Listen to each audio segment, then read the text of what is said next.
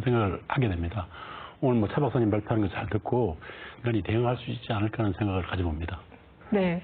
사실 이 미국 과학수사 드라마의 한 에피소드로 방영이 된 적이 있었는데요. 일하는 엄마가 아이를 보기 위해서 카메라를 설치를 한 거죠. 그런데 이 카메라가 해킹이 된 거예요. 그래서 아이가 유괴가 되는 그런 에피소드가 있었어요. 그래서 사실 이 인공지능의 발전이라는 게 우리에게 유익한 면도 있지만 분명히 개인정보 유출이라든지 아니면 사생활 침해라든지 이런 부분에 문제점이 좀 있을 것 같아요. 어떻게 생각하세요? 아까 말씀드린 이제 4차 산업의 핵심 키워드 중에 하나가 초연결성입니다. 근데 이제 초연결성은 결국 우리한테 엄청난 편리함을 주는데요. 재밌는 것이 이제 보안에서 우리가 보안을 연구하는 연구자들이 항상 생각하고 있는 난제 중에 최대 난제 중에 하나가 뭐냐면 어떤 정보를 보호하면서 동시에 아주 사용하기 편리하게 만들 수 있을까, 그 정보를. 이 문제가 사실은 아직도 풀리지 않은 숙제인데요. 그걸 바꿔서 말하면 우리가 정보를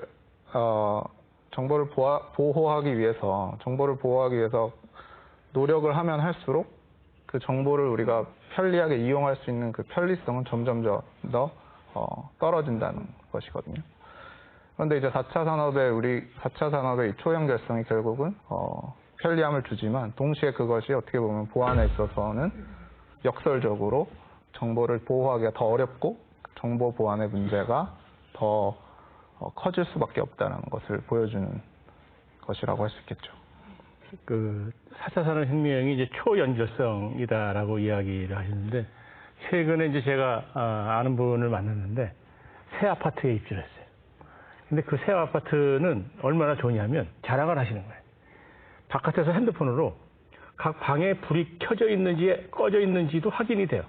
그래서 켜져 있으면 바깥에서 그거를 끌 수가 있답니다. 그러니까 그 정도고 예를 들어서 뭐 집에 들어가기 전에 미리 뭐 그 방 온도를 이렇게 따뜻하게 할 수도 있고. 근데 그런 거가 이제 편리한 점도 있지만 만약에 그게 해킹이 되면은 잠자고 있는데 뭐 누가 해킹해갖고서 예를 들어서 불을 다 켜가지고 잠을 못 자게 한다든지 겨울에 이렇게 잘 자고 있는데 보일러를 갖다 꺼버린다든지 뭐 아주 이런 거는 뭐 작은 일이지만 엄청나게 큰 일도 얼마든지 발생할 수가 있기 때문에 참 이거를 어떻게 그 유용한 방향으로만 사용할 수 있도록 이렇게 조정할 수 있느냐 하는 게 참 큰 숙제 중에 하나라고 생각이 듭니다.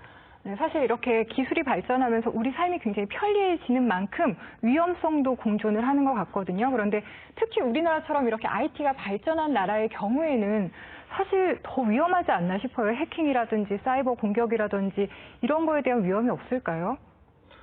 네, 맞습니다. 일단 우리나라와 같이 IT가 발전한 나라에서는 아무래도 사이버 테러나 뭐 이런 해킹 공격 위협이 훨씬 더 높은 건 사실인데요.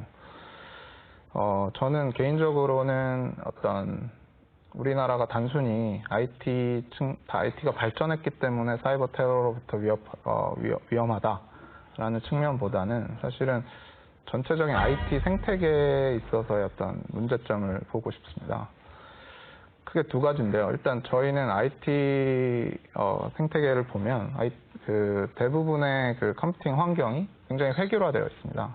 무슨 말이냐면 거의 대부분이 윈도우라는 운영체제를 쓰고 있고요.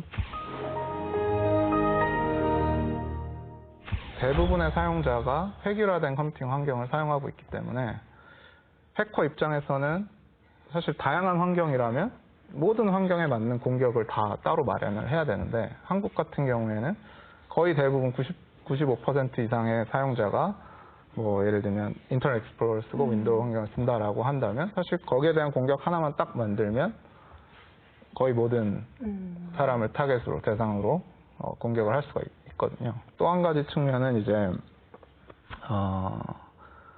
전 세계적인 표준을 따르지 않는다라는 부분이 있습니다. 이제 인터넷 뱅킹이나 이런 걸 하면 어떤 프로그램을 설치해야 합니다. ActiveX라는 어떤 프로토콜을 사용해서 설치를 하는 건데요. 근데 문제는 이 ActiveX라는 기술은 사실 우리나라 외에서는 거의 사용되지 않는 기술일 뿐더러 지금 2015년에